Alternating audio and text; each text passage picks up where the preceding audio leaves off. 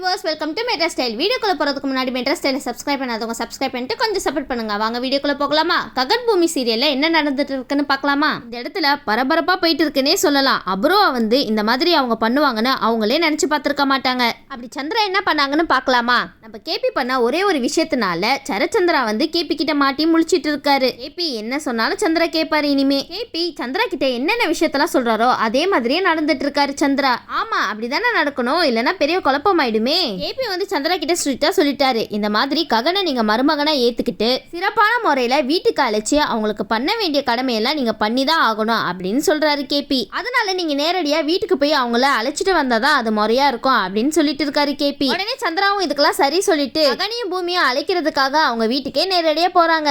முறைப்படி சந்திரா ககனை இந்த மாதிரி எங்க வீட்டுக்கு நீங்க வரணும் அப்படின்னு சொல்லிட்டு இருக்காங்க. பூமியை ககனும் இவ்வளவு பிரச்சனைக்கு நடுவுல சரி வரேன் அப்படின்னு சொல்லிடுறாங்க. இதை எதிர்பார்க்கவே இல்லையே நாங்க. சரின்னு சொல்லிட்டு அடுத்த நாள் பார்த்தோம்னா சந்திரா வீட்டுக்கு பூமியும் ககனும் வராங்க.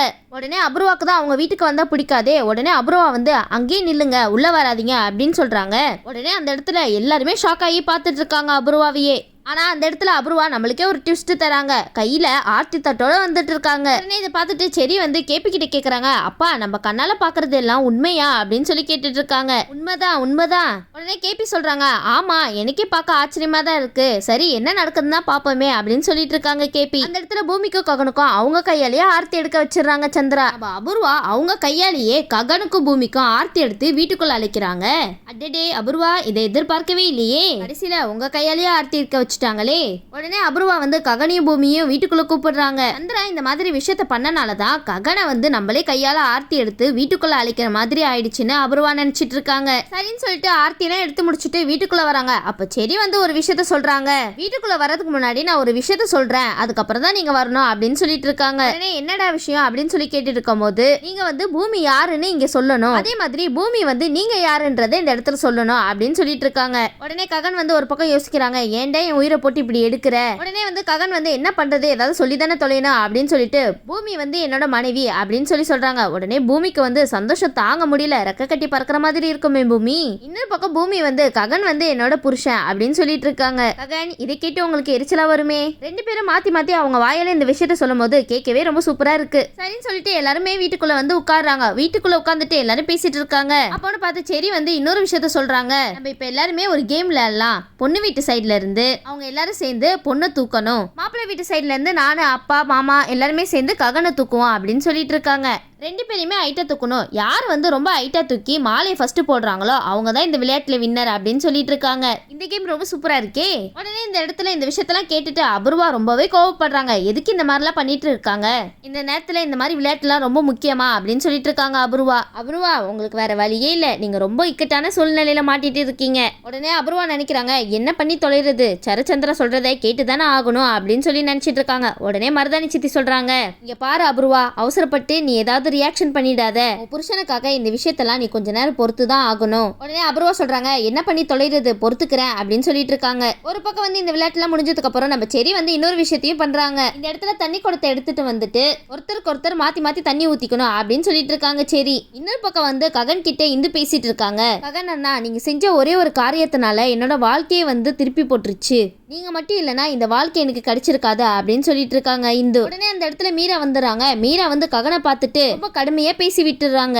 மீரா உடனே ககனை பார்த்து சொல்றாங்க, நீ போட்ட வாழ்க்கையில என் பொண்ணு வாழவே கூடாது. உடனே ககன் சொல்றாங்க, ஏன் இப்படி எல்லாம் பேசிட்டு இருக்கீங்க, நான் அவளுக்கு சொந்தம் தானே, நான் அவளுக்கு செய்யக்கூடாதா அப்படின்னு சொல்லி கேட்டு இருக்கும் போது மீரா சொல்றாங்க, வாயை மூடுடா, யாருக்கு சொந்தம், நீ எனக்கு சொந்தம், நீலாம் எனக்கு சொந்தமே கிடையாது அப்படின்னு சொல்லிட்டு ககனை ரொம்பவே காயப்படுத்திட்டு இருக்காங்க மீரா. உடனே இதை பார்த்துட்டு சரி ககன் கிட்ட கேக்குறாங்க, ஏன் இவ்வளவு சோகமா இருக்கீங்க, இந்த வீட்டுல உங்களை யாராவது ஏதாவது சொன்னாங்களா, ஏன் ஒரு மாதிரி உட்கார்ந்துருக்கீங்க அப்படின்னு சொல்லி கேட்டுட்டு இருக்காங்க. சரி உடனே ககன் சொல்றாங்க, அதெல்லாம் ஒண்ணும் இல்லடா, நீ கொஞ்சம் அமைதியா இரு அப்படின்னு சொல்லிட்டு இருக்காங்க ககன். ககன் ரொம்பவே பாவம், சரி கொஞ்சம் ஃப்ரீயா விடுங்க அவங்கள. உடனே சரி ககனை சந்தோஷப்படுத்துறதுக்காக கையோட அங்கிருந்து கூட்டிட்டு போறாங்க. அங்க போயிட்டு எல்லாரும் சபையில இருக்காங்க.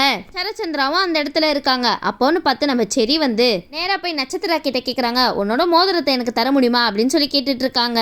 உடனே நட்சத்திரா கேக்குறாங்க, எதுக்காக என்னோட மோதிரத்தை உன்கிட்ட கொடுக்கணும், அதெல்லாம் தர முடியாது, எதுக்காக சொல்லு அப்படின்னு சொல்லி கேட்டு இருக்கும் போது சரி சொல்றாங்க, நீ இப்போ மோதிரத்தை தர போறியா இல்லையா அப்படின்னு கேட்டு இருக்கும் போது சரச்சந்திரா அந்த இடத்துல இருக்கிறதுனால நட்சத்திரா அமைதியா மோதிரத்தை கழட்டி கொடுத்து கொடுத்துட்றாங்க செரி கிட்ட. செரி வந்து நட்சத்திர கிட்ட இருந்து மோதிரத்தை வாங்கிட்டு இன்னொரு பக்கம் மருதாணி பாட்டி கிட்ட போயிட்டு உங்க மோதிரத்தை தர முடியுமா அப்படின்னு சொல்லி கேட்டுட்டு இருக்காரு. இவர் ஏன் எல்லா மோதிரத்தையும் வாங்கிட்டு இருக்காரு?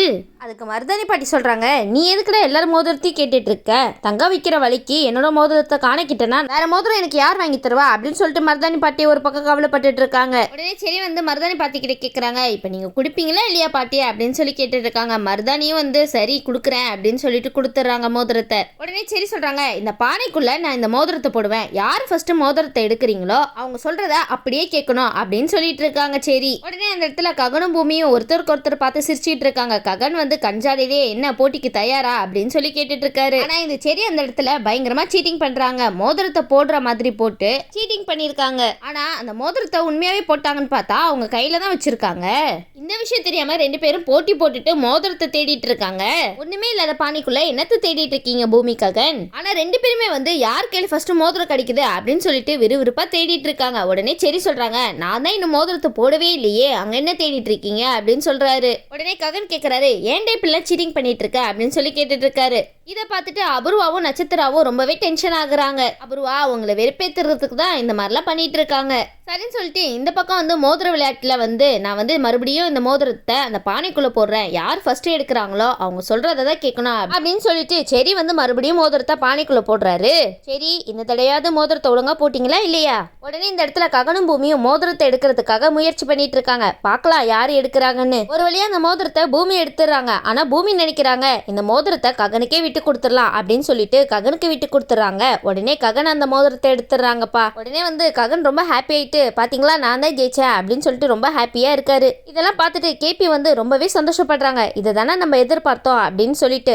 இன்னொரு பக்கம் சாரதா வந்து நடக்கிறதெல்லாம் வீடியோ கால்ல பார்த்துட்டு இருக்காங்க. சாரதாக்கும் இவங்க ரெண்டு பேரும் சந்தோஷமா இருக்கிறத பார்த்துட்டு ரொம்ப சந்தோஷப்படுறாங்க சாரதா. ஆனா இன்னொரு பக்கம் நட்சத்திராக்கு ரொம்ப வயிறு எரியுது போல. உடனே நட்சத்திரா வந்து ரூம்ல போயிட்டு ரொம்ப கடுப்பாயிட்டு இருக்காங்க. அது எதுக்கு ரூம்ல கடுப்பாகணும், வெளியிலே இருந்து கடுப்பாகனா நாங்களும் கொஞ்சம் பாப்போம்ல. உடனே அங்க இருந்து அபூர்வாவும் மருதாணி பாட்டியும் வராங்க. என்னது இது ஒரே டென்ஷனாவே இருக்கே. உடனே கோவப்பட்டு மருதாணி பாட்டியா அடிச்சு வெளுக்குறாங்க நம்ம நட்சத்திரா. உடனே இந்த பக்கம் வந்து மருதாணி பாட்டி சொல்றாங்க, அம்மாவும் பொண்ணு என்ன மாத்தி மாத்தி அடிச்சிட்டு இருக்கீங்களே அப்படின்னு சொல்லிட்டு கேட்க உடனே வாயை மூடு. உடனே நட்சத்திரம் சொல்றாங்க, அம்மா இதெல்லாம் பார்த்துட்டு என்னால பொறுத்துட்டு இருக்க முடியல. என்னோட ககன் மாமாவை அவ கல்யாணம் பண்ணிட்டு இந்த அளவுக்கு வெறுப்பேத்துவான்னு நான் கொஞ்சம் கூட நினைச்சு பார்க்கல.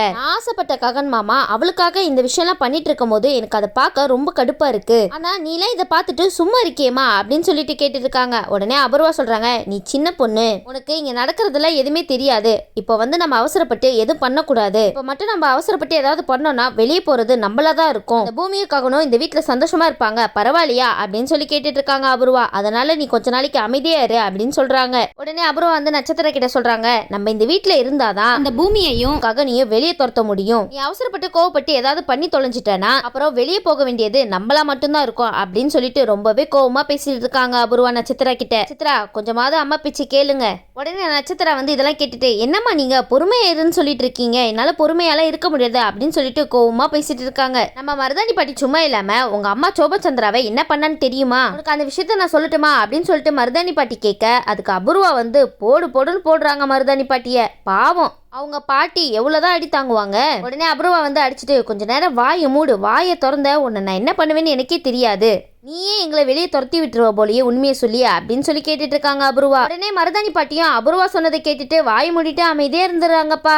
ஏன் மருதாணி பாட்டி அவ்வளவு பயமா என்ன அபூர்வா மேல? சரி இதுக்கப்புறம் அபூர்வா ககனை பொறுத்து இருந்து அடிக்கிறாங்களா இல்லையான்னு வெயிட் பண்ணி பார்க்கலாம். இந்த வீடியோ உங்களுக்கு பிடிச்சிருந்துச்சுன்னா மறக்காம மெட்ராஸ் ஸ்டைல லைக் பண்ணுங்க, ஷேர் பண்ணுங்க, சப்ஸ்கிரைப் பண்ணிடுங்க. தேங்க்யூ.